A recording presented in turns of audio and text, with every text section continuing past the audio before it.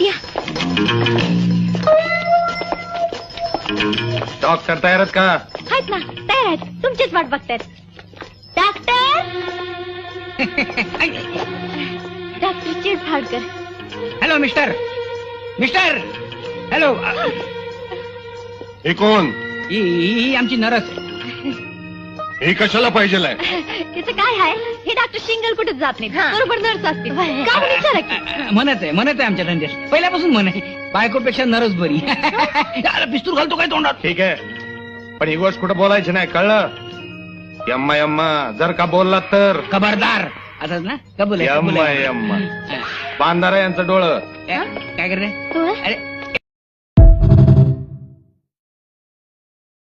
अरे अरे तुझ्या नादाला लागून हा टाइम बॉम्ब मी घरात आणून ठेवलाय.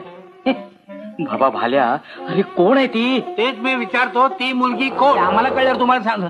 अरे मार्तंडराव तुम्ही केव्हा आलात?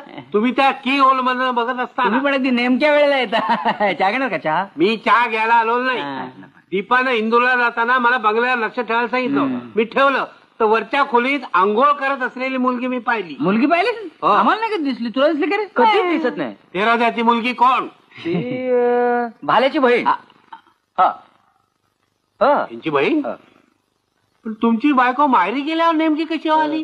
सहज सहज फिरत फिरत आली आपली. आणि म्हणे, आले तर आले आले आंघोळ करून जाते.